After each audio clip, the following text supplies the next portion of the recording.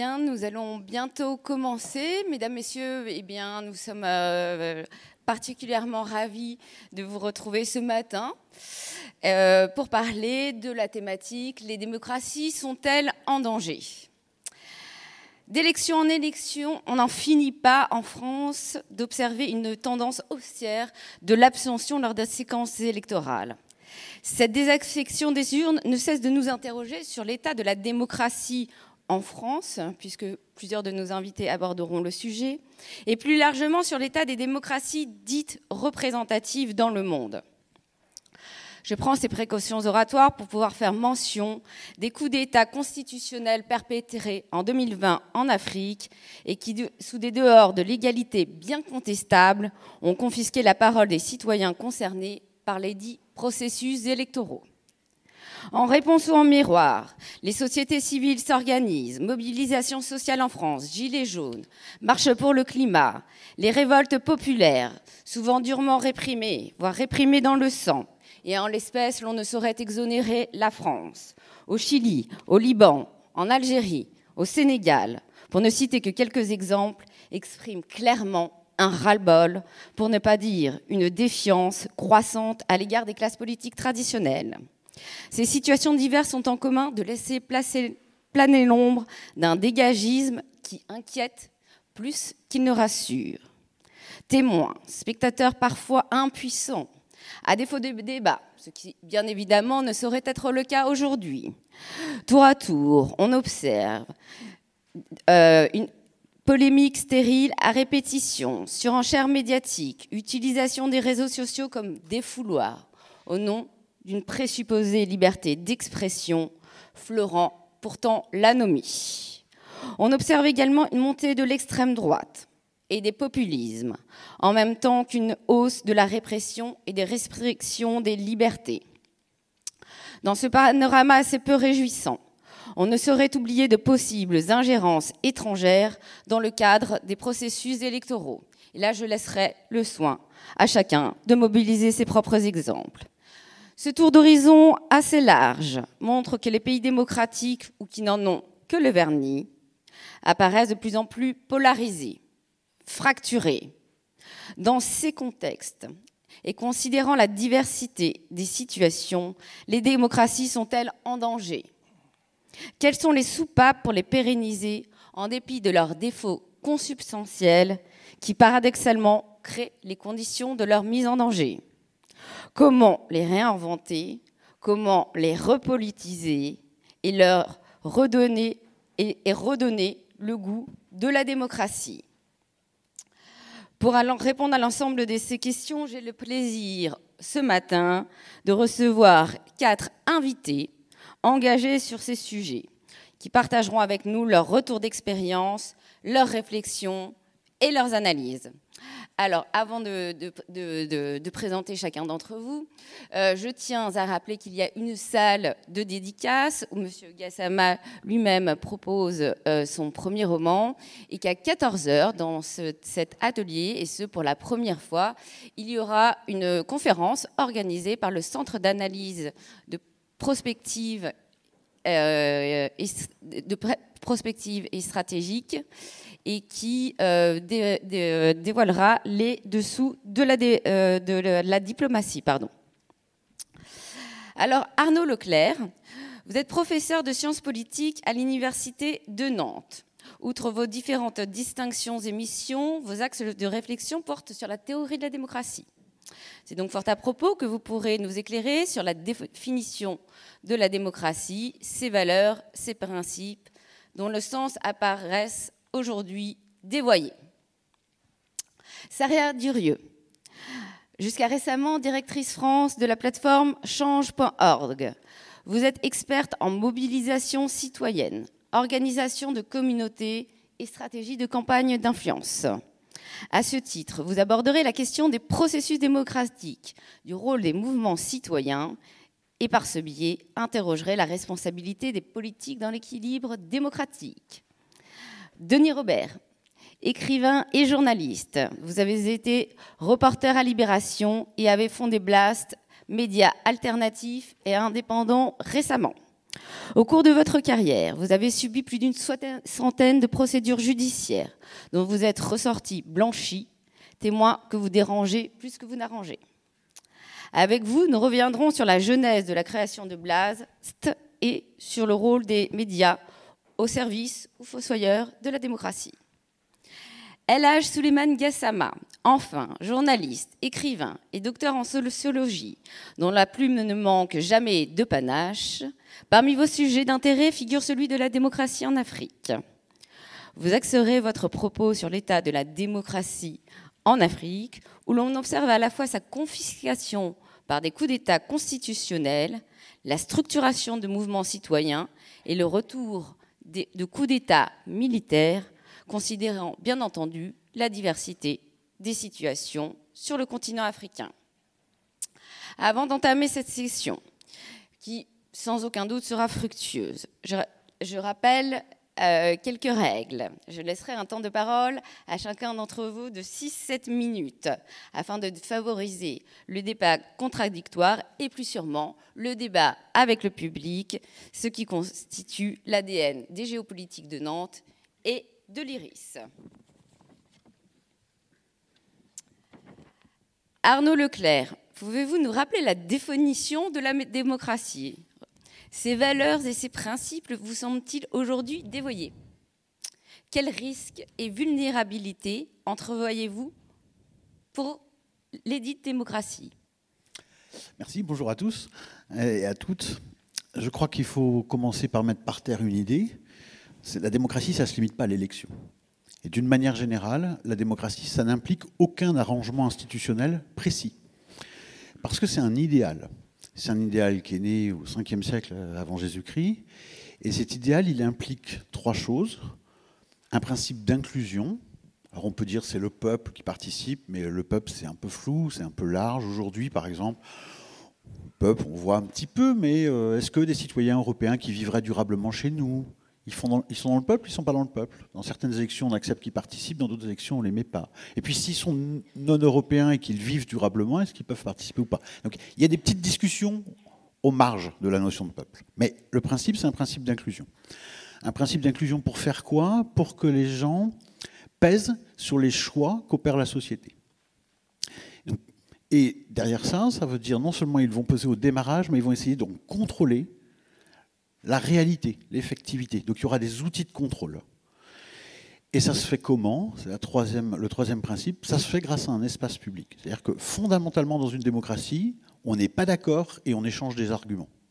Et pour ça, il faut un espace organisé qui est invisible, mais qui va reposer sur des médias, sur des réseaux sociaux, sur votre activité sociale aux uns aux autres. Vous allez prendre des positions, etc. Ça va être filtré. Certains thèmes vont être communs à tous, d'autres vont être communs à quelques communautés, etc. Et c'est l'échange de ces arguments qui fait qu'à un moment donné, globalement, la société considère que tel argument est meilleur que tel autre. Donc, le cœur de la démocratie, ce n'est pas la décision, c'est ce qui précède la décision, c'est-à-dire c'est la capacité à débattre ensemble. Une campagne électorale, puisqu'on rentre dedans, ça n'est que ça. Au bout du bout, ça conduit à un vote, mais encore une fois, le vote n'est qu'un des outils. Le tirage en sort en est un autre. Il y a des milliers d'outils, on en invente encore des dizaines, encore aujourd'hui. Donc il faut absolument abolir cette idée, démocratie égale plusieurs partis, une élection pour un parlement. Ça, c'est une vision hyper restrictive qui ne correspond pas du tout, ni historiquement, ni à ce qu'est aujourd'hui la démocratie dans le réel. Alors après, est-ce qu'elle est en danger? Oui, les espaces publics peuvent dysfonctionner.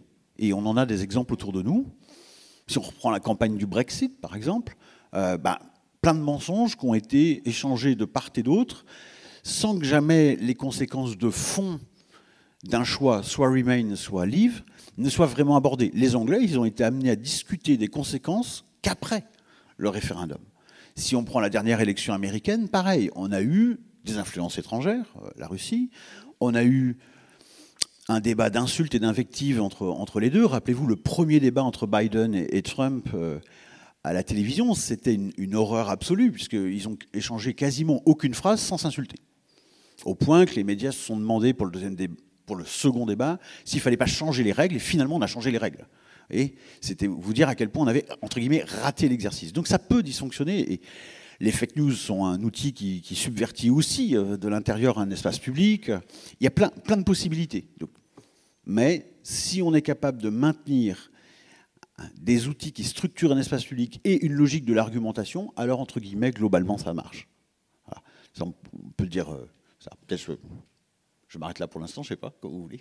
Oui, non, mais peut-être est-ce que vous pouvez nous expliquer un peu les vulnérabilités, donc insister peut-être sur cet aspect-là plutôt que sur seulement les risques, tout en sachant que, bien évidemment, vous nous avez rappelé que eh bien, la démocratie n'était pas équivalente à une élection, mais qu'il y avait bien des processus démocratiques. La principale vulnérabilité que je vois aujourd'hui, c'est que nous avons un espace public qui fonctionne, qui évolue, et son évolution va vers quelque chose où on cherche toujours à capter notre attention à nous tous, et de manière répétée et flash.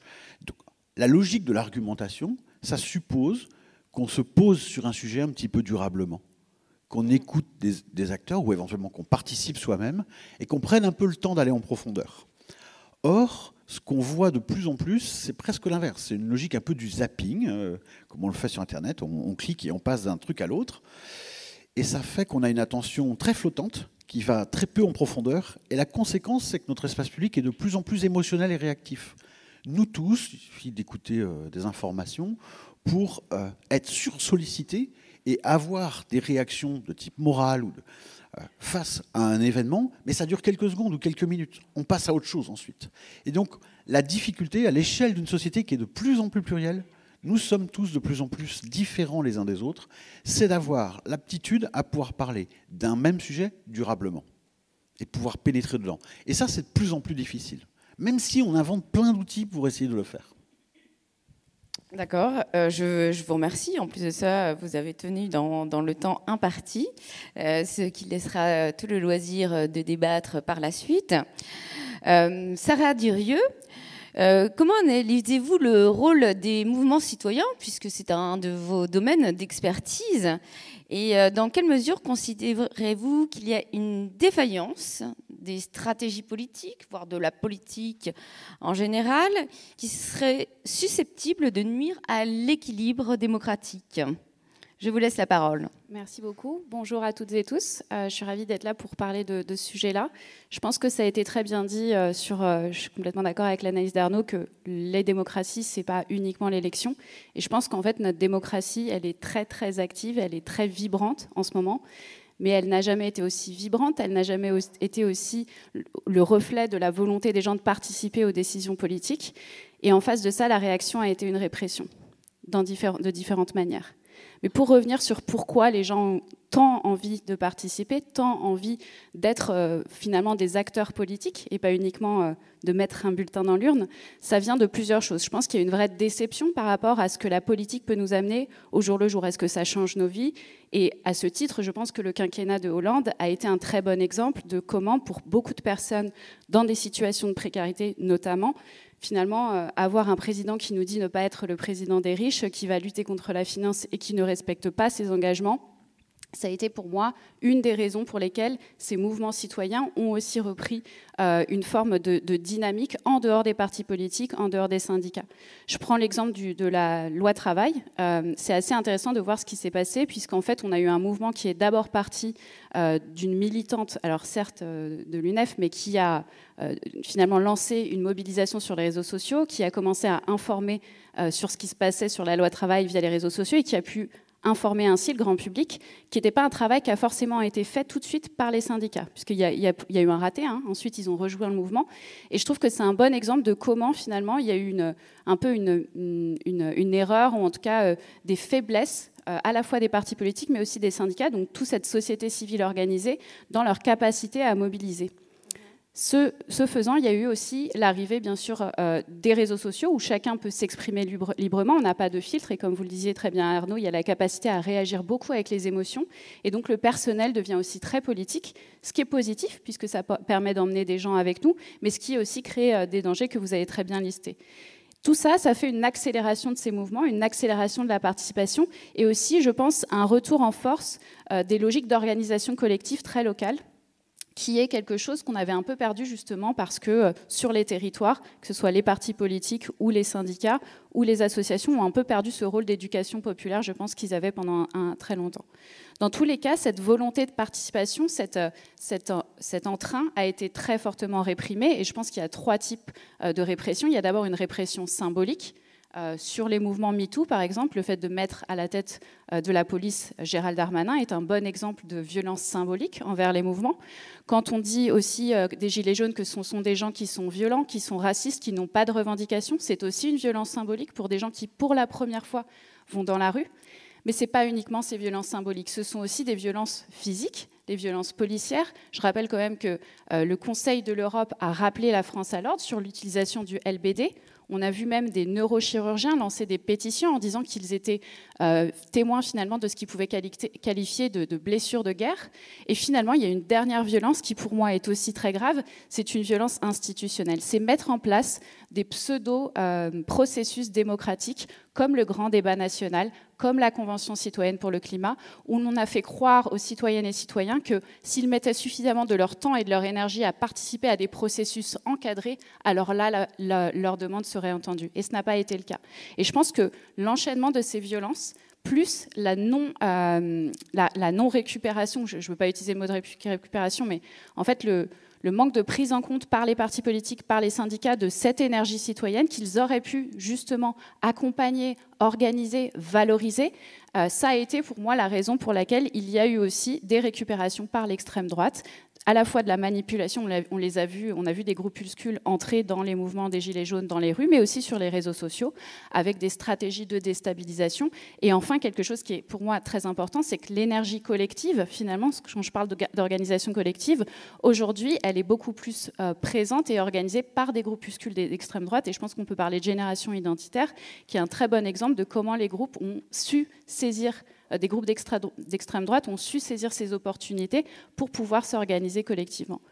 Donc, tout ça pour dire que, comme on posait la question de est-ce que finalement notre démocratie est en danger parce que les citoyens sont énervés, postent des choses sur les réseaux sociaux, je pense que c'est différent. Je pense qu'au contraire, il y a une volonté de participation démocratique, mais la répression constante de ces mouvements, la non prise en compte par les partis politiques et par les organisations en général dans notre société font que cette volonté de participation se transforme en colère et donc ouvre la porte à l'arrivée d'extrême droite ou d'autres mouvements populistes qu'on a pu voir. Donc pour moi, la solution, c'est aussi ça. Je ne sais pas si on parle tout de suite des solutions. C'est à quel point aujourd'hui les partis politiques ne vont aller au contact des citoyennes et citoyens qu'en période électorale. Genre, où est passé vraiment le travail qui était quand même pour moi la fonction première des partis politiques, de faire de l'éducation populaire, d'aller dans les quartiers, d'aller dans les ruralités, d'aller voir les gens et de parler avec eux, de réfléchir, de créer la politique de demain et pas uniquement de venir dans des dynamiques purement électoralistes sur des territoires qui ont été abandonnés depuis des années. Je pense qu'on a raté le coche avec le mouvement des Gilets jaunes, avec le mouvement climat, avec le mouvement féministe aussi, de prendre en compte, je pense que là il y a une réalisation et une prise en compte dans les politiques publiques, mais le lien démocratique pour moi a été rompu et ça va prendre du temps, je pense, à retrouver cette dynamique et à retrouver cette énergie. Alors, merci Sarah Durieux. Alors vous soulignez que bien évidemment, malgré la désaffection des urnes, eh bien, il y a un véritable dynamisme, un besoin, une demande de démocratie qui finalement s'inscrit en parallèle des processus démocratiques, enfin, en tout cas de l'élection démocratique traditionnelle. Avec vous, Denis Robert, on va revenir à la genèse de la création de votre nouveau média qui est Blast. Et je voudrais savoir comment vous analysez le rôle des médias, ou plus particulièrement, pour reprendre vos propres termes, lorsque nous avons préparé cette session, les travailleurs des médias, ce qui en dit déjà assez long, me semble-t-il, sur vos confrères. Et au cours de votre carrière, est-ce que vous avez observé des ruptures dans votre métier, dans la liberté d'informer ? Merci. c'est travailleur médiatique, c'est un media worker, c'est ce mot-là qui me... C'est d'ailleurs le titre de mon prochain livre qui sort en octobre. Quand j'ai vu le générique de votre proposition, les démocraties sont-elles en danger? La réponse qui m'est venue immédiatement, c'est évidemment qu'elles sont en danger. Et évidemment que la démocratie française, sur la définition d'ailleurs que Arnaud a défini, je pense qu'elle est en danger et qu'elle n'a jamais été autant en danger. Je pense aussi que comme on a les élus qu'on mérite, on a la démocratie qu'on mérite. C'est-à-dire que les citoyens, les gens, et parmi eux, particulièrement les journalistes, sont responsables de cette mise en danger. C'est-à-dire que et mon implication et ma sortie si vous voulez, je deviens acteur, en tout cas, dans ce combat-là, parce que à titre complètement personnel et intime, j'étais écrivain, scénariste, j'avais une vie, et j'ai toujours une vie plutôt confortable. Et un moment dans ma vie, j'ai pas supporté physiquement l'affaire des Gilets jaunes, dès son origine. C'est-à-dire quand j'ai vu, y compris des amis à moi, m'expliquer que les Gilets jaunes étaient d'extrême droite, antisémites, etc., ça me rendait dingue. Et j'allumais la télévision, ça me rendait dingue aussi, quoi. Et donc, je me suis dit, et je supportais plus non plus les dîners entre amis, j'adore les dîners entre amis, hein, mais c'est ces périodes où on refait le monde, où on dit qu'est-ce qu'on pourrait faire, etc. Et puis il y a une sorte d'aquabonisme qui traverse tout ça. Et donc, à un moment, j'ai donc eu l'opportunité, parce qu'on est venu me chercher, de travailler enfin en tout cas de reprendre la direction d'un média qui était en train de mourir. Et je me suis dit, bon, bah, j'y vais, je lâche... Je retourne un peu à Paris, etc. Et j'ai découvert, avec ce premier média, l'énorme potentialité des médias sur Internet et des web TV et de comment utiliser les réseaux sociaux autrement que ce qu'on dit d'habitude, quoi. Enfin, il y avait une manière d'inventer une information nouvelle, etc. Et donc je m'y suis consacré, j'allais dire corps et âme, puisque j'ai abandonné mes autres activités pour ne faire que ça. J'ai pas de regret aujourd'hui, sauf celui ça s'est mal passé avec le premier média pour des raisons que je vais pas développer ici. Immédiatement après, j'en ai créé, enfin je suis pas seul, on est une bande de fous, puisqu'on doit être forcément un peu fou pour se lancer dans un crowdfunding comme celui qu'on a fait, et de créer à partir d'une page blanche un nouveau média qui s'appelle Blast. Donc, en l'espace de... Pourquoi Blast? D'abord, c'était compliqué à inventer, mais Blast, c'est l'idée du souffle. C'est-à-dire... alors, il y a un côté guerrier à Blast, mais c'était pas ça. C'était l'idée un peu immodeste de bouleverser le paysage médiatique, justement, et d'amener un souffle nouveau, d'amener non pas des bombes, mais de l'oxygène un peu, de trouver des voies dissidentes, de pouvoir combattre le traitement médiatique mainstream, quoi. Et donc, c'est ça l'idée du Blast. Et on a ajouté le souffle de l'info parce qu'il fallait une sorte de leitmotiv à tout ça. Et je trouve qu'on réussit plutôt bien notre challenge, c'est-à-dire qu'il n'y a pas d'arnaque, on fait ce qu'on a dit et c'est ce qui marche. C'est-à-dire ce qui est formidable, mais pour l'instant l'affaire est encore fragile, mais c'est que on a lancé une campagne donc avec KissKissBankBank et on a récolté 937 000 €. Plus de 10 000 personnes ont financé ce mouvement.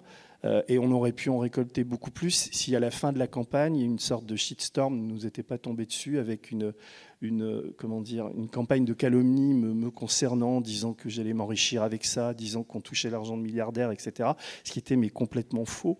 Mais bon, c'est très compliqué quand vous avez des fake news ou quand plus vous y répondez, plus vous donnez crédit à ce dont on vous accuse. Donc moi, j'ai choisi sur le moment de répondre factuellement et par écrit, puis ensuite de me taire sur cette question. Là, j'en parle comme ça parce que on aurait pu peut-être doubler la mise, quoi. Et si on avait eu 2 fois, parce que le développement de Blast dépend évidemment que de ses adhérents, des gens qui adhèrent au projet, etc.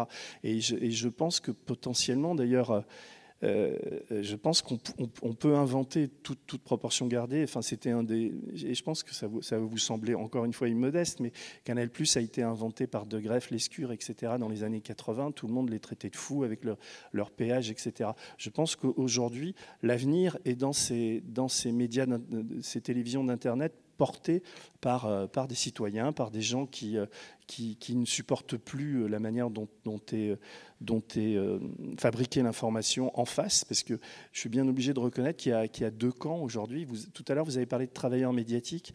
Je crois, enfin moi j'ai découvert le terme. Ouais. Comment ? À votre suite. Oui, je sais. En fait, je me souviens très bien de ça. C'est Bourdieu qui en parlait un tout petit peu. Enfin, il n'utilisait pas ce mot, mais la première fois que je l'ai lu, c'est dans un livre d'Alain Cardot, qui est un sociologue. Et en fait, il se référait au début de la chute des médias de papier aux États-Unis, où là, les journalistes devenaient vraiment des media workers, des types payés. Enfin, la profession était complètement décrédibilisée, enfin, etc.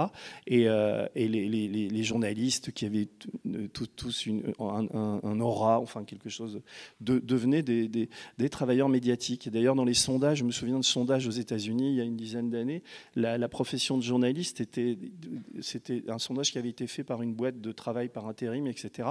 Les types préféraient travailler dans les mines ou dans le pétrole que de devenir journaliste. C'est vous dire tellement elle était décriée. Et là, en France, aujourd'hui, il y a ce groupe qui s'appelle, je crois que qui s'appelle Reworld, qui paye des travailleurs médiatiques. C'est même pas un gars qui les paye au mot.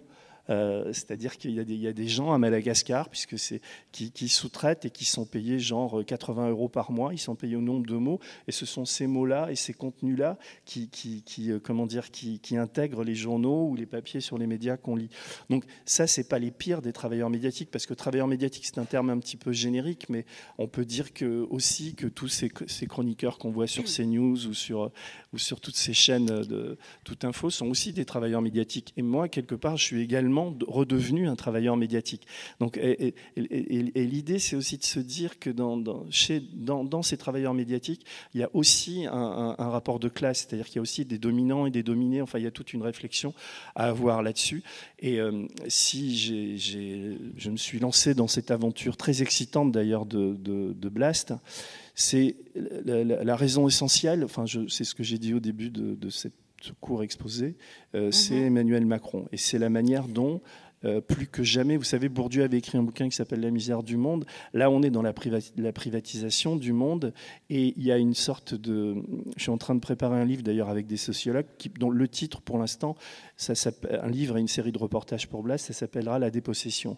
C'est-à-dire que, plus que jamais, sur tous les territoires, y compris le territoire intellectuel, universitaire, enfin, etc., on est dépossédé, c'est-à-dire qu'on a perdu beaucoup d'espace, beaucoup de liberté sous cette présidence-là, et d'une manière assez insidieuse. Alors moi, je ne suis pas du tout je vais pas crier au loup en disant qu'on est en dictature, etc., mais je pense qu'on est gravement en danger et qu'il faut... alors, j'en ai presque... Je suis trop long, là ? Oui. Ah bon, d'accord. Mais je pense qu'on pourra y revenir. Je termine simplement là-dessus, c'est-à-dire que parallèlement à la dépossession, il y a l'idée du renoncement, c'est-à-dire qu'on est dépossédé parce qu'on a renoncé. Et quand on commence à renoncer, c'est foutu.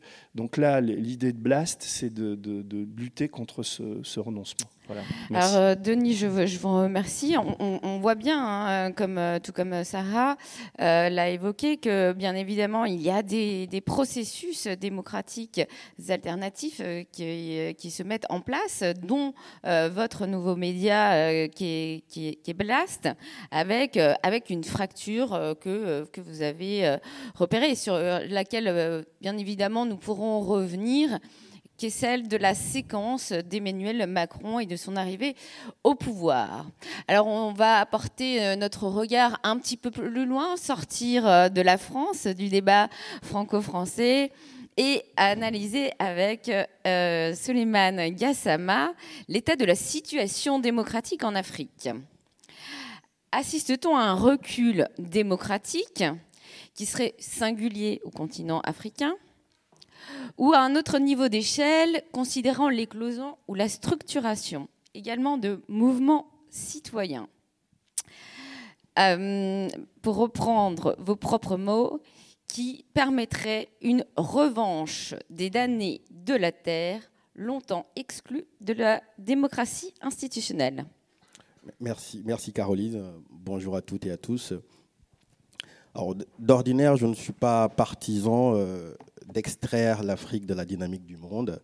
Je pense que les problématiques qui sont démocratiques sont universelles et l'Afrique ne campe pas une spécificité absolue. Et à ce titre, j'aimerais rappeler une chronologie.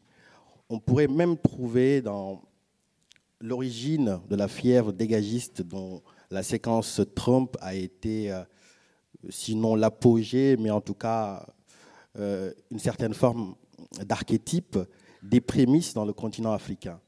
On a connu à partir des années 2010 successivement les émeutes de la faim, qui sont des manifestations, des désirs de justice, d'égalité qu'on a connus partout dans le monde et qui ont eu d'ailleurs un caractère tragique parce que parfois elles ont été réprimées dans le sang.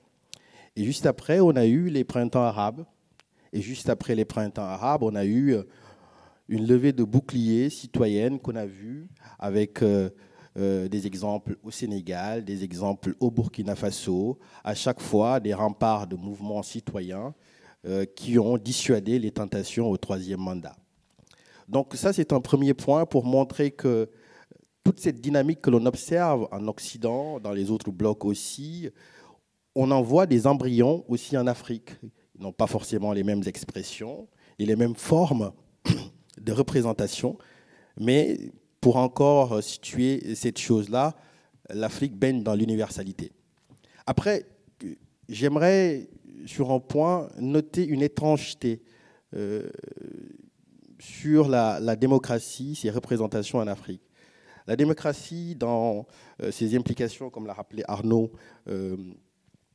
électorale, représentative, inclusive, est un package, pour utiliser le terme de Bertrand Badi, qui est importé. C'est-à-dire, il n'a jamais rencontré l'assentiment, l'écho des populations dans le tissu des sacralités auxquelles il croit foncièrement.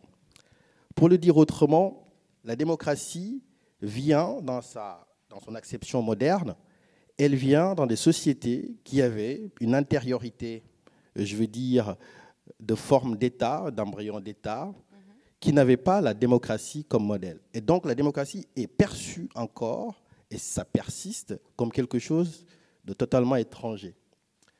Parce que, justement, sa forme qui a été répandue, promue, sur laquelle d'ailleurs on a indexé, je veux dire, le traitement qu'on fait de l'Afrique, c'est-à-dire une certaine forme d'injonction développementaliste. Ouvrez vos sociétés par les multipartismes, ouvrez vos sociétés civiles, ouvrez par exemple en quelque sorte les droits aux minorités, sinon on vous prive d'aide. Ça a contribué à installer une certaine forme de confiscation et de démocratie institutionnelle et électorale.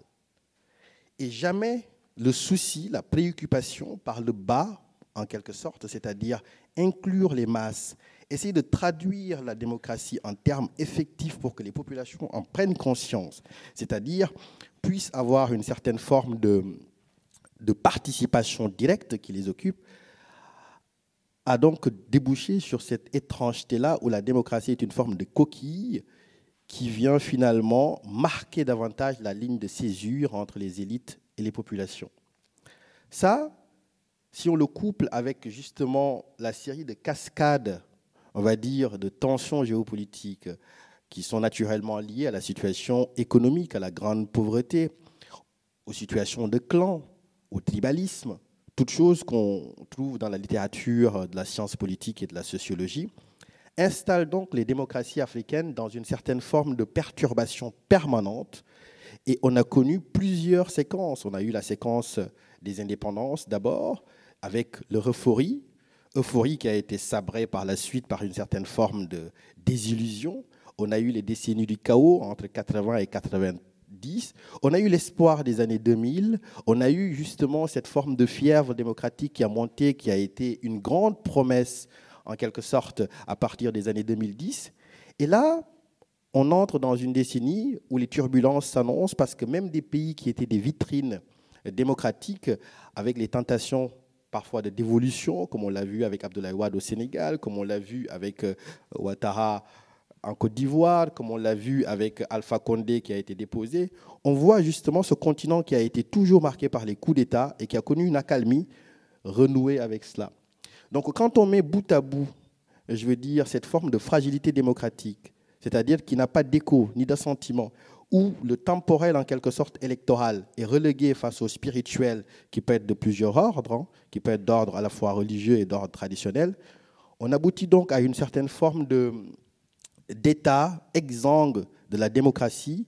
Et la bonne nouvelle dans tout ça, dans ce tableau plutôt sombre... Si l'on peut dire, oui. Oui, la bonne nouvelle, c'est qu'il y a des vigies citoyennes portées par des jeunes, ouverts sur la mondialisation, qui voient ce qui se passe partout dans le monde et qui se proposent justement des alternatives pour essayer de s'offrir un rempart justement contre la confiscation, qui prend d'ailleurs des tours, quand on le voit, la longévité des pouvoirs en Afrique.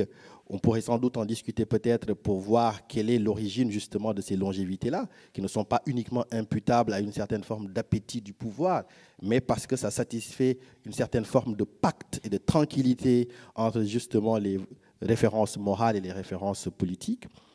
Et la bonne nouvelle dans tout ça, c'est cette jeunesse-là, très éduquée, ouverte sur le monde, qui de plus en plus tente de peser, et plus elle aura une surface de réception, plus elle aura un peu plus, je veux dire, voix au chapitre, peut-être que les promesses seront pour une fois tenues. Mais les démocraties ont toujours été, pour reprendre justement le générique de notre table ronde, ont toujours été en perpétuelle tension, en perpétuel danger, parce que justement la construction de nations, la construction d'entités inclusives, le souci justement d'une éducation, le souci des politiques publiques qui puissent toucher à plusieurs populations, se sont soldés pour l'essentiel par des échecs. Et donc, ça installe le continent dans cette frénésie que l'on connaît. On fera l'économie justement de rentrer dans les tragédies qu'elles peuvent générer. Mais en tout cas, les démocraties n'ont jamais été tranquilles en Afrique. Alors, merci Souleymane Gassama pour avoir montré un petit peu toute cette histoire, y être remonté jusqu'aux indépendances, jusqu'à la rupture à laquelle on assiste aujourd'hui, où l'on voit qu'il y a une disjonction entre ce que l'on pourrait appeler les populations, les citoyens et leurs représentants qui sont plutôt à la confiscation. Mais ce qui est rassurant et considérant bien évidemment la pluralité des Afriques, c'est qu'il y a des phénomènes qui sont souvent moins visibles, en tout cas moins perceptibles pour ceux qui ne sont pas connaisseurs de ces mouvements sociaux et citoyens qui s'organisent. Et bien évidemment, vous avez fait référence à Y en a marre au Sénégal et du ballet citoyen au Burkina Faso. Alors, avant de passer aux questions du public, je voudrais poser une question à laquelle vous répondrez en une ou deux phrases afin de véritablement privilégier ce temps de débat.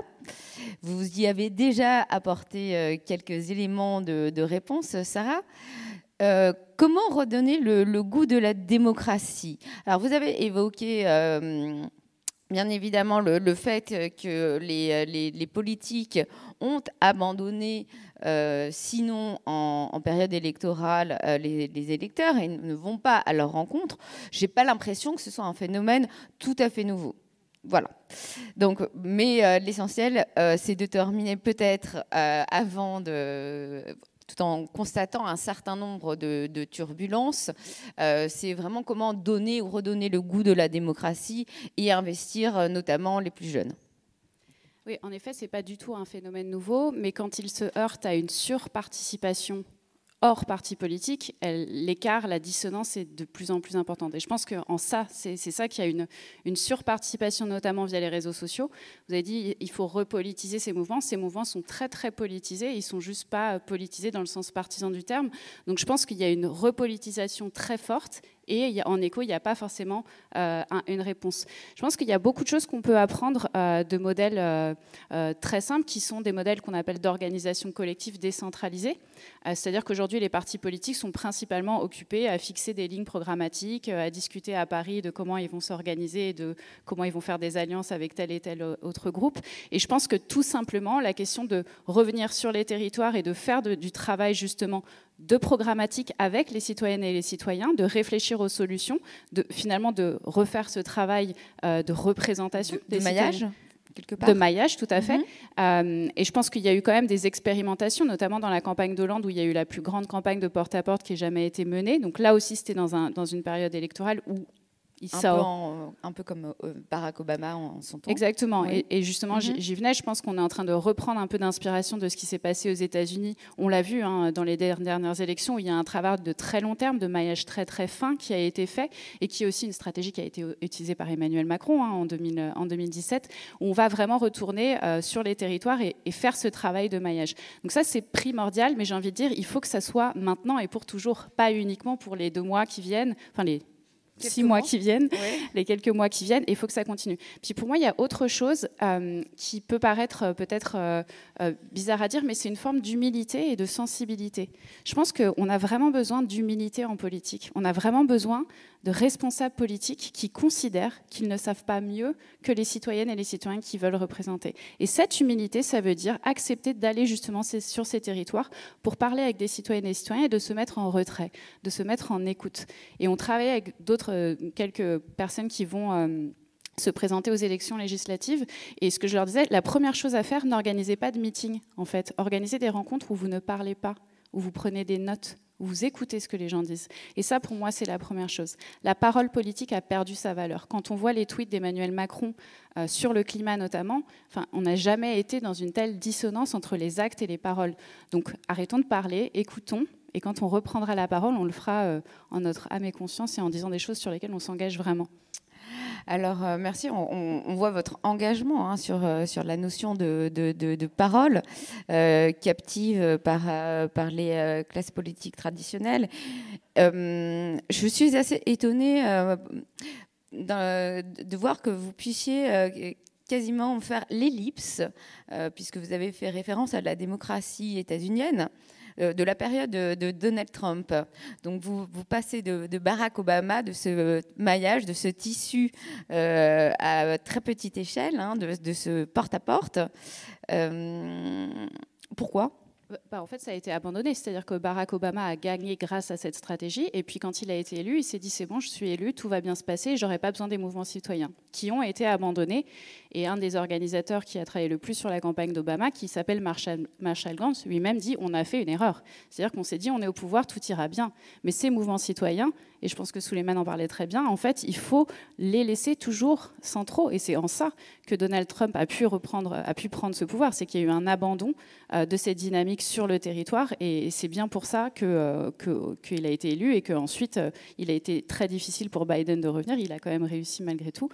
Mais je pense que ces dynamiques, justement, c'est pour ça que je dis qu'elles doivent être constantes. On ne peut pas s'en servir qu'en période électorale. On ne doit jamais oublier, même quand on a été élu, à qui on doit cette élection et continuer à travailler avec les citoyennes et citoyens. D'accord, merci. Espérons que ce ne soit pas qu'un vœu pieux. Et nous verrons ce que cela donnera dans les mois, voire les années à venir. Denis Robert, qu'est-ce que vous en pensez ? Comment redonner le goût de la démocratie ? Je vais retourner sur le terrain médiatique. Et là, d'ailleurs, en vous écoutant parler de Trump et en écoutant votre réponse, je pense en ce moment que je fais référence au débat Zemmour et je fais référence à tout ce qui émerge en ce moment au niveau de la droite et de l'extrême droite en France. On voit bien qu'il y a une occupation du terrain des médias par ces mouvements-là et que CNews, Europe 1... Bolloré, enfin je ne vais pas les énumérer, mais il y a plein d'initiatives aujourd'hui sur Internet où ces gens-là ont compris et occupent le terrain. Et en face, il n'y a pas grand-chose, quoi. C'est-à-dire que ces gens-là ont des moyens, ces gens-là, c'est comme une sorte de locomotive qui se met en marche. Donc, et ces gens-là ont compris que c'était le bon moment pour eux. Donc il y a vraiment une sorte de combat et d'affrontement qui profile. Et donc évidemment, Moi, je suis pas du tout un idéologue. Hein. Je suis d'abord écrivain, journaliste, mais je sais que je suis dans le camp d'en face, quoi. Et donc, redonner le goût à la démocratie, c'est faire comprendre aux gens que l'information a un coût, que la gratuité sur Internet est un piège. Et c'est donc nous ce qu'on essaie de faire avec humilité, mais en même temps on est assez ambitieux sur le long terme et en même temps très fragile aussi, ce que je disais tout à l'heure. On essaie de redonner le goût au débat, à la démocratie, de révéler des choses qui sont enfouies. On développe beaucoup les enquêtes parce qu'aujourd'hui, et c'est ce qui coûte le plus cher dans le journalisme, aujourd'hui, à part Mediapart, mais qui est dans une sorte de... Enfin, à part Mediapart, il n'y a pas grand-chose dans le paysage. J'allais dire que tout à l'heure, on avait oublié quand même de citer Mediapart. Oui, bien sûr. Non, mais Mediapart est une vraie réussite, mais c'est très écrit. Et ils essaient d'exister avec des vidéos et tout ça, mais ils n'ont pas cette culture-là. Et nous, on est tout petits par rapport à eux. Ils ont 170 000 abonnés, on en a 15 000. Mais enfin, c'est pas ça. Mais donc, redonner le goût à la démocratie, c'est ça. C'est-à-dire faire passer aux gens, adhérer. Ça coûte 5 € par mois. C'est même pas le prix et pas seulement chez nous, il y a Reporter, il y a Bastamag, il y a Arrêt sur Image, mais eux, ce sont des médias, sur abonnement, avec des contenus, on s'abonne et les contenus ne sont pas ouverts à tout le monde. Nous, notre modèle, c'est les gens investissent cet abonnement pour avoir quelques contenus privilégiés, des masterclass, des choses comme ça, mais toutes nos informations, tout ce qu'on livre, c'est la clé du modèle, c'est public, c'est-à-dire que les gens payent pour Blast, pour que Blast envoie des contenus au plus grand nombre. C'est pour ça qu'on fait des vidéos avec des millions de vues, des choses comme ça. C'est parce qu'on est poussé par ça. Et il y a il y a un souffle de l'info, mais il y a un souffle qui nous pousse. À un moment donné, si ça s'arrête, ça s'arrêtera. Mais en ce moment, on est en train on est dans une phase plutôt ascendante, quoi. Donc voilà, c'est ma manière de donner le goût à la démocratie. Écoutez, merci beaucoup. Bien évidemment, on vous encourage dans cette démarche. Et effectivement, on observe, sans tomber dans des analyses dichotomiques qui seraient un petit peu trop faciles, qu'il y a bien évidemment des médias mainstream où parfois le débat semble un peu désincarné et justement ce souffle avec d'autres, dont Mediapart, que vous essayez d'insuffler. Souleymane Gassama, comment donner le goût de la démocratie aux jeunesses africaines, tout en sachant que bien évidemment vous ne pourrez traiter de l'ensemble des jeunesses africaines, et ce au regard de leur investissement auquel on a pu assister dernièrement, et je pense tout particulièrement aux manifestations au Sénégal en mars dernier, où des milliers de jeunes qui, pour la première fois, sont descendus dans la rue et qui ont montré qu'ils étaient dorénavant inscrits dans un processus politique. Oui, c'est une vaste question. C'est la question des recettes. Y a-t-il des recettes pour réenchanter la démocratie? Et comme je l'ai dit tout à l'heure, une démocratie dont les termes ne sont pas très, très bien définis, qui ne rencontre toujours pas justement cette forme d'adhésion des populations qui consentent chaque 5 ans, chaque 7 ans de participer à des échéances électorales qui aboutissent à chaque fois à des confiscations du pouvoir. La démocratie n'est pas vécue au quotidien dans les processus de mérite, dans les processus, dans les petites communautés. Elle n'a pas assez infusé dans la société. Alors, vous l'avez rappelé dans votre présentation, bien sûr, les fortunes sont diverses en fonction des pays africains. L'essentialisation, de manière générale, elle n'est jamais une bonne idée. Et pour le coup, ça l'est davantage en Afrique. Quand on regarde ce qui se passe au nord de l'Afrique, au sud, au centre, à l'est, on a différentes Afriques. On a des profils démocratiques qui sont complètement différents. Mais peut-être pour recentrer le propos un peu justement sur les perceptions, je pense que c'est très important. Les pouvoirs africains sont très sensibles à ce que les partenaires, qui sont quand même très importants pour leur survie économique déjà, ont comme image d'eux. Donc très souvent, ils essaient de tout faire pour essayer de plaire, de satisfaire, que ce soit aux institutions comme le FMI ou la Banque mondiale, que ce soit les pays partenaires qui sont très, très actifs dans l'aide au développement.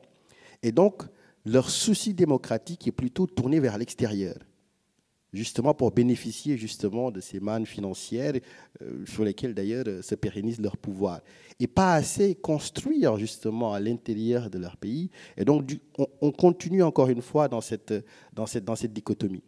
Et ici, très souvent, on regarde l'Afrique, il y a un nouvel intérêt, une nouvelle narration, une envie de changer en fait le regard.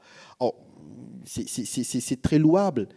Mais je pense qu'il ne faut pas changer forcément de regard. Il faut toujours avoir un regard lucide, un regard certes bienveillant, mais il faut essayer justement de donner une certaine forme de notion de responsabilité pour à la fois responsabiliser les dirigeants africains et prendre en conscience justement cette demande qui est forte chez les populations de justice et qui s'exprime de diverses manières. Alors je terminerai juste en rappelant qu'au Sénégal, le point que vous avez soulevé, le Sénégal a été pendant longtemps perçu comme la vitrine démocratique de l'Afrique, des élections qui se passent très très bien, mais une démocratie de basse intensité qui est pour le coup très très électorale, parce que sur les autres plans, ce n'est pas le cas.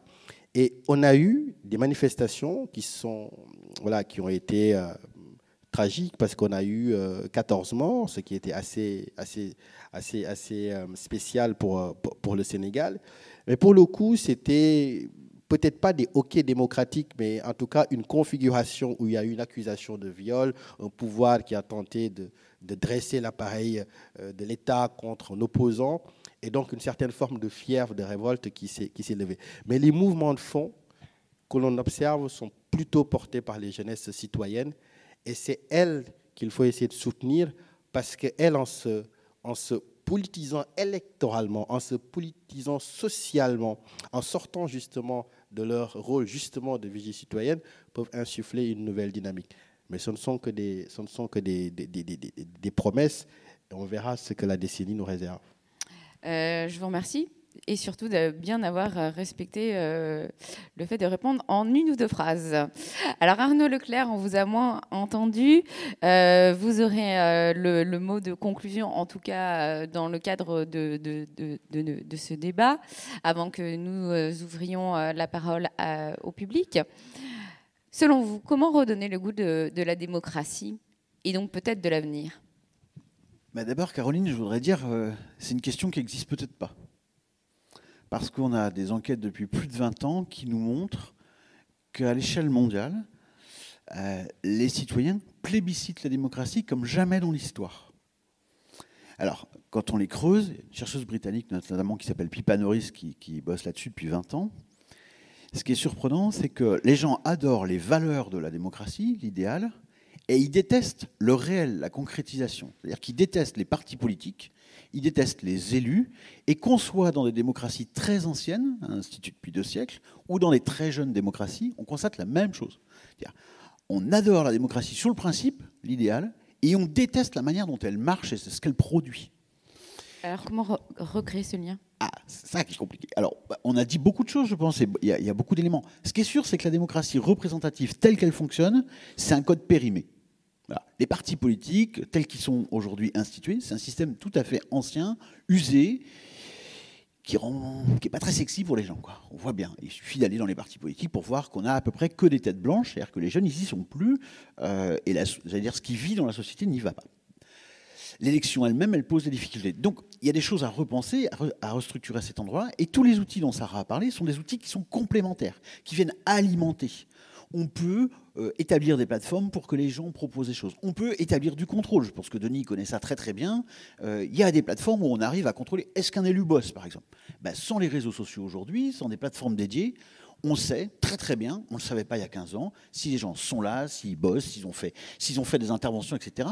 Donc dans la fonction de contrôle, les réseaux sociaux, et donc d'une certaine manière le travail des communautés, des gens, des citoyens quelconques, c'est eux qui font avancer le bolide. Donc, il y a plein d'outils qui sont en train de se déployer. Ce qu'il y a, c'est que c'est pas encore structuré, c'est pas encore coalisé. Et évidemment, ça ne va pas se faire de la même manière chez nous et dans les sociétés africaines. Il n'y a pas la même culture derrière. Donc la mise en forme du fait que c'est le public dans son ensemble qui doit influencer la société, elle est toujours liée à la culture à un moment donné. Et comme tu l'as dit, Souleymane, N'oublions pas qu'on a voulu, nous, occidentaux, exporter notre modèle. Alors évidemment, on se souvient de Bush voulant l'exporter en Irak, mais n'oubliez pas, hein, tu aurais pu le dire, je pense, en 1992, c'était tout près d'ici, hein, c'était le congrès de La Baule. Mitterrand a dit aux pays africains, maintenant on continue de vous soutenir que si vous faites de l'élection démocratique en notre sens, c'est-à-dire une élection législative, plusieurs partis pour une assemblée. C'est une idée d'Attali. Ça a donné des conflits civils pratiquement partout. D'accord ? Donc le côté on impose un modèle qui est complètement le nôtre et qui aujourd'hui est en difficulté même chez nous, en produisant des grandes difficultés à l'extérieur. Donc il y a plein d'outils, c'est très inventif, c'est très créatif. Aucun n'est encore au niveau, et c'est le point, le bémol que je dirais à Sarah, c'est attention, on va avoir une présidentielle, il y a 47 millions de gens qui sont appelés à voter, mais on a 70-75% de gens qui vont venir. C'est peut-être moins cette fois-ci, mais c'est quand même ce qu'on fait d'habitude. D'accord ? C'est quand même ce qu'on fait d'habitude sur une présidentielle. On n'a aucun autre outil à disposition qui mobilise autant. Aucun. Quand on fait des dispositifs ouverts, de plateformes, de consultation, etc., on en utilise tous, on obtient 10-15% de participation. Et globalement, je voudrais terminer là-dessus, c'est vous et nous, c'est ça le problème, si vous voulez. C'est-à-dire que les sociétés sont de plus en plus coupées entre ceux qui sont titrés, ils sont titrés scolairement, économiquement, socialement d'un côté, ceux-là, ils ont envie de participer, ceux-là, ils ont envie que la politique, ce soit entre guillemets 24 heures sur 24, mais il ne faut jamais oublier qu'il y a de l'autre côté tous ceux qui sont beaucoup moins titrés, beaucoup moins socialement établis, et qui, eux, ils s'en foutent de la politique, et si on leur demande leur avis une fois tous les 5 ans, ça leur suffit bien. Donc je dis souvent à mes étudiants, la politique c'est comme le foot. Il y a des gens qui suivent tous les matchs, tous les jours, etc. Puis il y en a qui s'y intéressent que quand la France est rendue en finale de la Coupe du Monde. Eh bien, c'est pareil. Merci Arnaud pour cette comparaison. Et pour avoir montré aussi cette disjonction dans le fonctionnement de la démocratie que tout le monde, à laquelle tout le monde est attaché et finalement qui ne se traduit pas nécessairement au moment des élections. Et bien évidemment, alors puisque le débat aujourd'hui s'est plutôt concentré sur la France, cette crainte aussi du dégagisme et donc de l'abstention.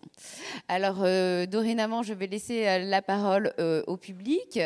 Si certains d'entre vous ont des questions à poser, bien évidemment, un micro circule.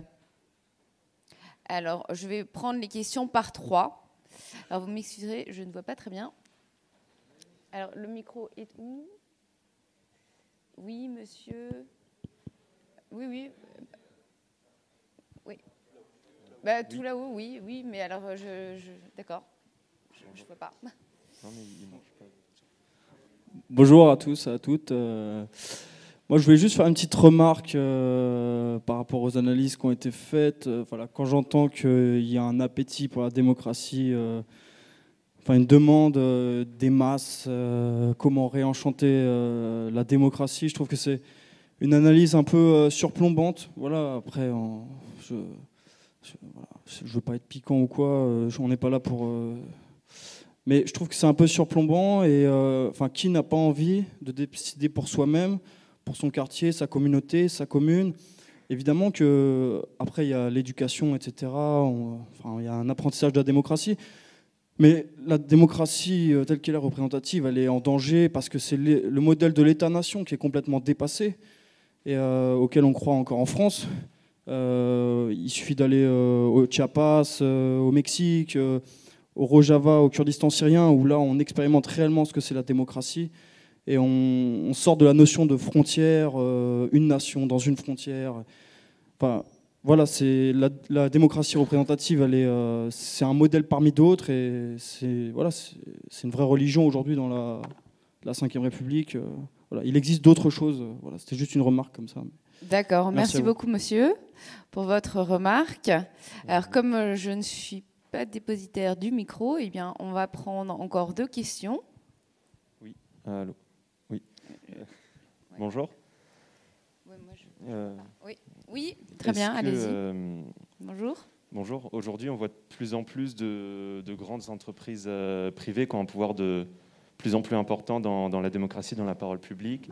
Vous parliez des réseaux sociaux, il y a les sociétés de financement comme de fonds comme BlackRock, est-ce que ces grandes puissances privées peuvent être des fossoyeurs de la démocratie en possédant des médias ou en influençant les politiques? Ou est-ce que ça peut aider à avoir une diversité des opinions aujourd'hui dans la société?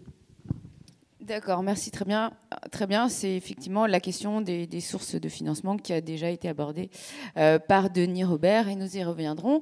Nous allons donc prendre une troisième question. Oui. Oui, je suis ravi d'avoir le micro, ça fait 3 hommes de suite. J'espère qu'il y aura une femme après, ou 2.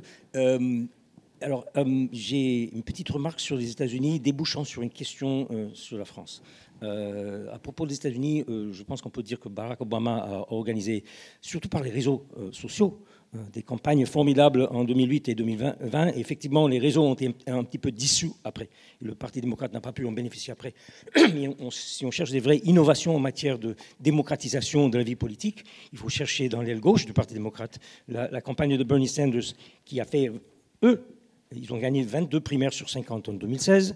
Ils auraient pu en gagner plusieurs en 2020 s'il n'y avait pas eu Covid. Ils ont fait du porte-à-porte. Vraiment du porte-à-porte, beaucoup plus que la campagne Obama. Et par ailleurs, ils ont adopté le principe de ne pas accepter des dons de plus de... alors, ils demandaient aux gens d'envoyer en gros $27. En gros, 20 euros par personne.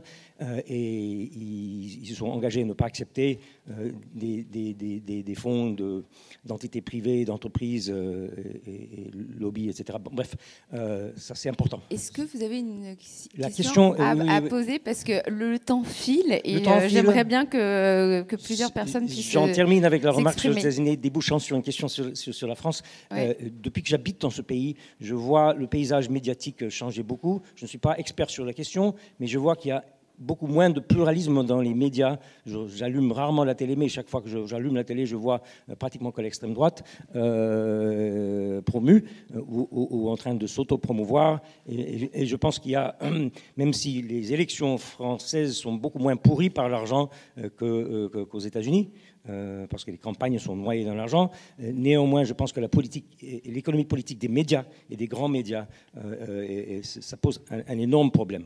Les dernières opérations de Bolloré m'inquiètent. Bon, est-ce que vous pourriez en dire un mot là-dessus? D'accord, très bien. Alors, je vais demander à chacun d'entre vous de répondre par une phrase. Hein. Cette fois-ci, je vais être assez stricte afin que d'autres personnes puissent prendre la parole. Eh bien, écoutez, Sarah, commençons par vous. Sur le côté surplombant, je suis tout à fait d'accord. Et du coup, je n'étais pas trop d'accord avec vous, Arnaud, à la fin. Je pense que tout le monde doit pouvoir participer d'une manière ou d'une autre, même si c'est pour, par exemple, préserver un jardin partagé en bas de chez soi. Et donc, pour moi, c'est aussi ça, la politique. Du coup, je pense que c'est important, en effet, d'avoir une volonté de permettre à chacun d'agir dans la démocratie à son niveau et selon sa volonté. Et je répondrai aussi sur...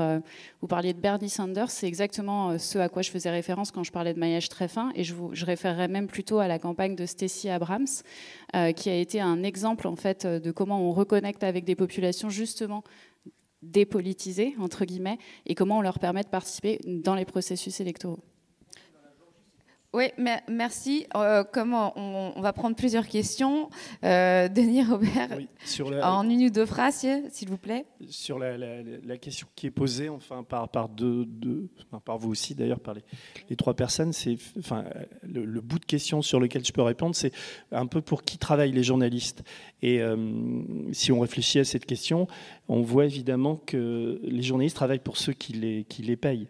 Donc, alors, quand on parle avec des gens qui travaillent à BFM ou dans le service public, etc., le réflexe qu'ils ont quand je discute avec eux, puisque nous, on est considérés comme médias libres et indépendants, et eux pas, ils disent « oui, mais nous, on n'est pas censurés, enfin, etc. » Et c'est une question qui est vraiment très réductrice, parce que la question de la censure, je ne vais pas lancer un débat là-dessus, mais je pense évidemment que quand on est salarié de Bolloré, salarié de Bernard Arnault, salarié de François Pinault, etc., ou de Francis Bouygues, ce qu'on produit comme information est forcément lié à la personne qui vous paye. Et c'est vraiment pour ça que c'est dramatique en France aujourd'hui et qu'on a en gros 90% des médias qui sont payés par ces gens-là. Donc on doit aussi s'interroger pourquoi et comment on a pu laisser cette... Là aussi, on est dans la dépossession. Comment et pourquoi on a pu laisser cet espace médiatique à ces milliardaires. Enfin, je ne veux pas être, manichéen, mais c'est quand même ça qui se passe. Et c'est pour ça qu'on en est à cette mise en danger de la démocratie. Voilà. Alors oui, c'est vrai que cette question des financements est extrêmement importante et le positionnement de multinationales qui, bien évidemment, rendent un petit peu, malgré tout, captive la parole des journalistes. Souleymane Gassama. Vous avez... Non ? Je pense qu'ils ont répondu. Donc Très bien, parfait. Au moins, ça, c'est rapide. Arnaud ? Ouais, juste 2 mots. D'abord, à votre question, je ne suis pas complètement d'accord avec vous pour une raison très simple. Les mobilisations par le bas, si vous dites là, c'est surplombant, par le bas, combien de troupes ? Combien de troupes, combien d'effectivité ? Je le redis, une élection présidentielle, ça mobilise. Regardez aux États-Unis, ils n'étaient pas d'accord, mais je veux dire, il n'y a jamais eu dans l'histoire autant de voix, ni pour le président, ni pour son opposant. Jamais. Jamais les Américains n'ont fait autant de politique que lors de cette élection. Il n'y a aucun autre outil équivalent qui puisse mobiliser des masses. Il y a plein d'outils participatifs par le bas, et moi j'en pratique au quotidien, mais vous mobilisez 10, 15% des gens. Ce n'est pas du tout la même chose.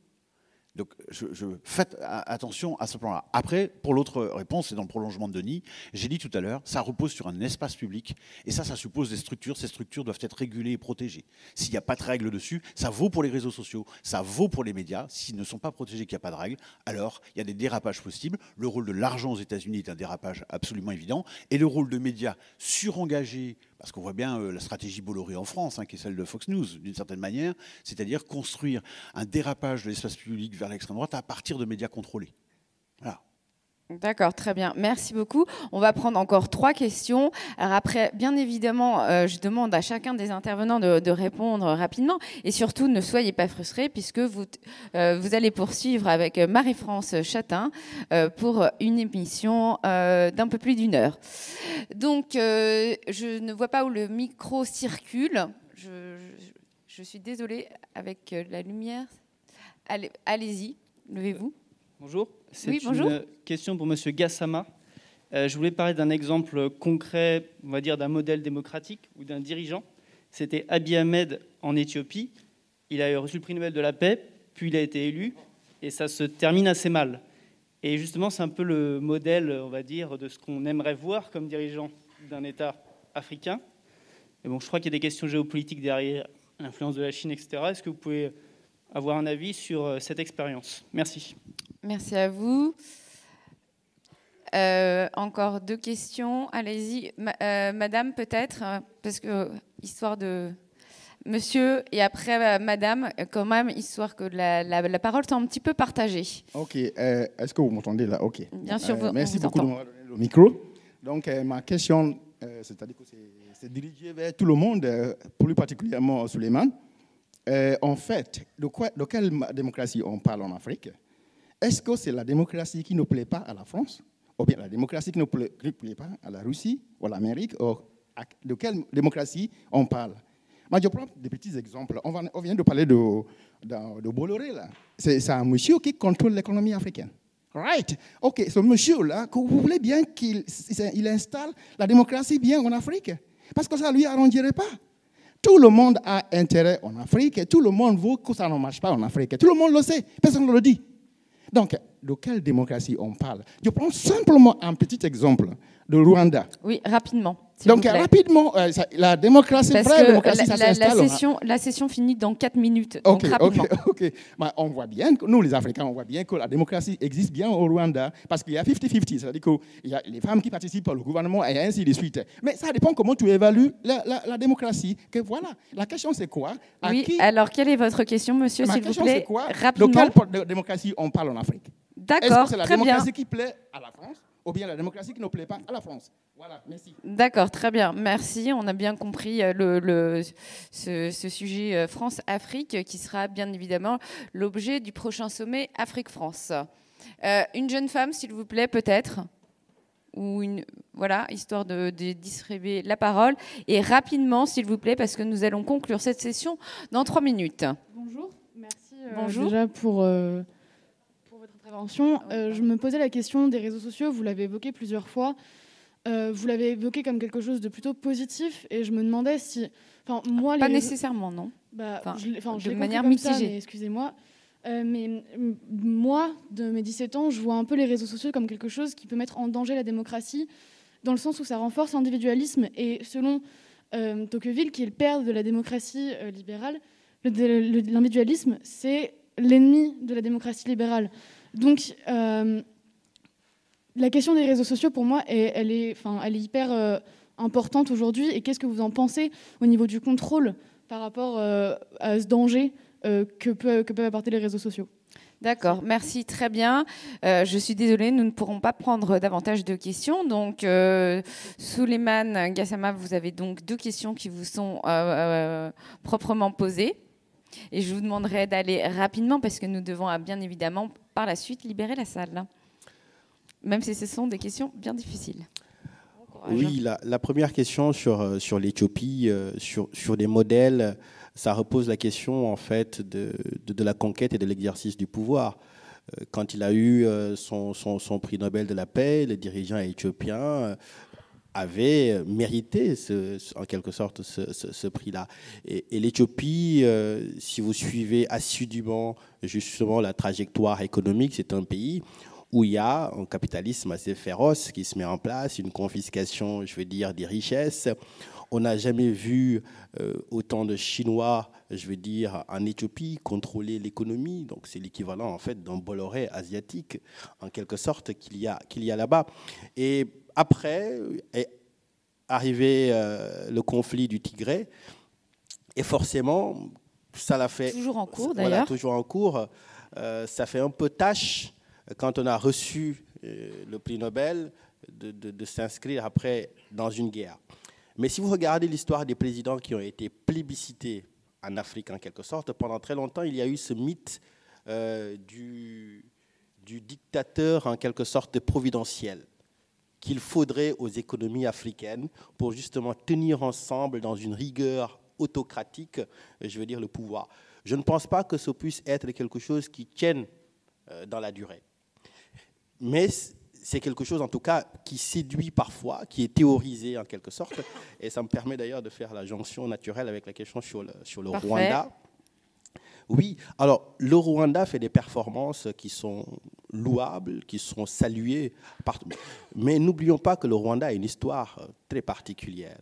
Alors, pendant très longtemps, le prérequis démocratique, avant qu'il y ait une certaine forme de prospérité, a été le modèle occidental dominant. Avec la Chine, on a vu l'inverse. On n'avait pas forcément d'avoir une démocratie, je veux dire, particulièrement établie pour avoir des succès économiques.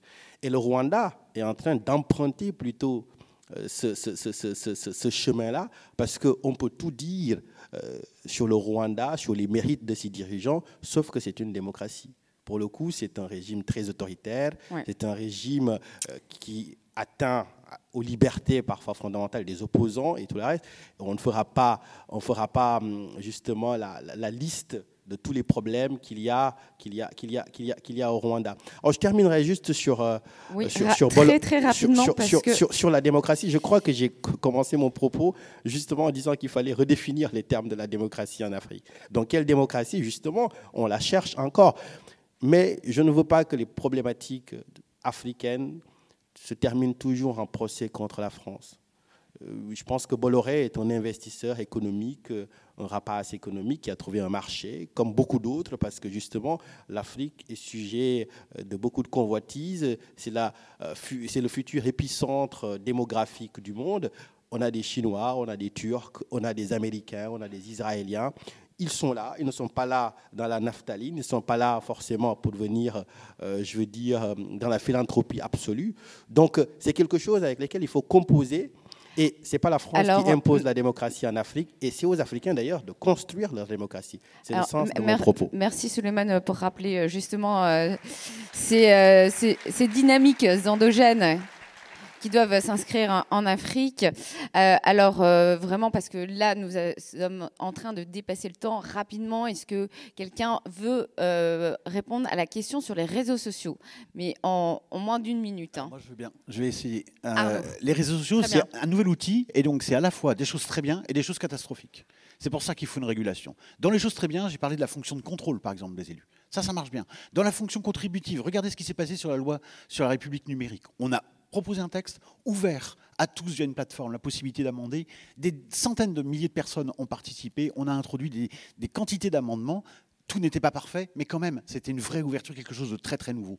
Et puis, dans les choses catastrophiques, il y a le fait qu'on s'injure plus qu'on ne s'envoie des arguments. Et comme on dit, on s'enferme généralement dans ses propres préférences. Tous les gens vous ressemblent. Et on est dans ce qu'on appelle des bulles cognitives dans le jargon. C'est ça. Et donc, il y a des effets pernicieux des réseaux sociaux. Il y a les deux. Mais il y a aussi des effets très positifs. D'accord, merci.